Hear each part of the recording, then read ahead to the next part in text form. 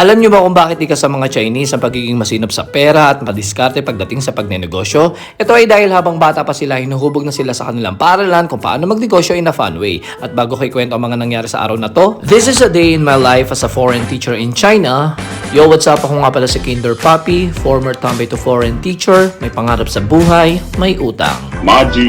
Yo, what's up? Another day, another hustle, another video. Meron nga pala kaming event sa school ngayon kung saan ang aking mga naggagandahan at naggagwapuhang mga estudyante ay magpa-participate sa aming fair. Dito ay kung saan sila ay magtitinda ng kung anong gusto nalang itinda. Pwedeng brand new or second hand. And this is not about lang sa pagtitinda. Pwede din sila makipag-swap o makipagpalit ng kanilang tinda o item sa ibang estudyante. Nice. Lahat dito ay pwedeng itinda depende sa gusto mo. Karamihan sa mga magulang nila ay full support sa mga gantong klaseng activity sa school dahil binibilhan talaga nila ang kanilang anak ng pwede nilang itinda sa nasabing fair. O diba bongga? Sari-sari ang mga tinda nila. Merong stickers, mga laruan, pang-design at pang-paswerte sa bahay, pagkain, pati pagong o binenta na. Di din naman kailangan lahat ay bago. Pwede yung mga pinaglumaan nilang gamit, mga laruan, kahit pinaglumaang postiso ni lolo't lola, pwede dito. Oh yes, daddy. What? Effort talaga ang magulang ng estudyante kong ito. Meron pa talagang picture ng kanyang anak. Tingin nga, kamukha nga. Agoy. At very good naman itong isang estudyante ko. Pinaprint na yung mga presyo ng kanyang paninda at hindi ka pwedeng tumawad sa kanyang paninda.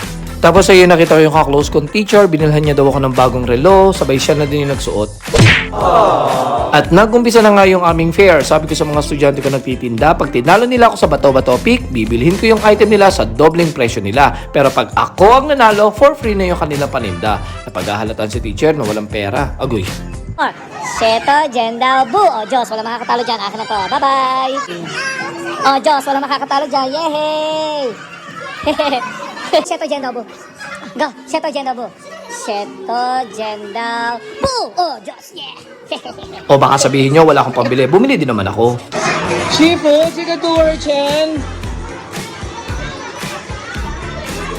？5块，这个5块啊。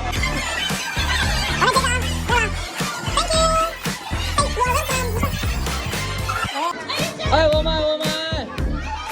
Normally nga pala dito sa China, pwede ka magbayad kahit wala kang cash. Basta i-scan mo lang yung QR ng WeChat ng vendor, parang ganyan. At patuloy ang aming event at kada makikita ko ng aking mga estudyante, pinakikita nila sa akin yung mga nabili nilang gamit. Ikero, tignan mo, ang ganda.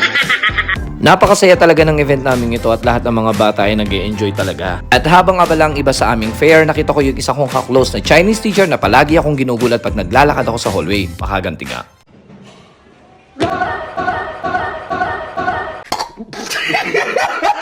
O, di ba ang bait kong katrabaho? Agoy. Then nakita ko yung isa kong estudyante na nakakarami na sa bentahan, sabay sabi ng, Teacher, tignan mo, ang dami kong benta. Meron ka niyan. Wala. eh di sabi ko naman, ay siya, akin na muna at maitabi para lalong dumami. Tapos yung isang cute na cute kong estudyante, inabutan naman ako ng broccoli. Napakabait at napakalambing talaga ng batang to sa klase. Siya din yung laging nakayakap sa akin after class. At nung wala na akong pambili, naisipan ko makipag-swap sa mga ilang gamit na nakulimbat ko, nabili ko dahil may naisip na naman ako para mas maparami pa yung may uwi ko sa bahay. Agoy, ako pa. 啊，串串。OK。Yeah。 So nakakuha ako ng 2 plastic ng assorted nuts and candies. Subukan ko nga iswap. Okay, first try. Nice deal agad. Bigyan nga kita ng Ultraman sticker sa Monday. Okay, next victim. Agoy. 那吧，不是一个，一个。我完了这个啊，谢谢。 O, di ba? Ang dami ko pang pang-swap. Agoy.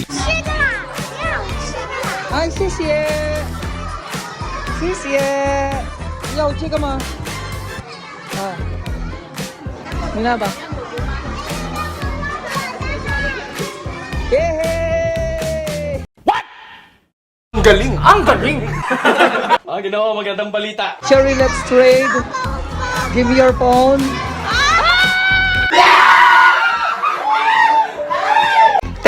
Teka. Parang gusto ko ng iPhone 15 Pro Max ngayon. Get it, get it. Maji. At sinubukan kong iswipe tong sapatos ko, baka naman may tumanggap pa. Ay, grabe siya. Mabaho daw. Kahit ganito to, malambot to sa paa. At bago matapos ang aming fair, munti ko na malimutan yung isang bagay na gustong gusto ko talagang bilhin.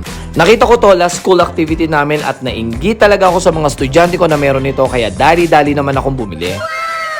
Oh well, Elsa lang naman. Ay, bongga ang akla, bet! At dito na nga natatapos ang aming mini fair at gusto ko lang magpasalamat sa lahat ng aking viewers na patuloy nanonood ng aking mini vlog about a day in my life dito sa China. Hanggang dito na lang. Life is good. Peace, yo. 走走走走，看看你的好朋友，走走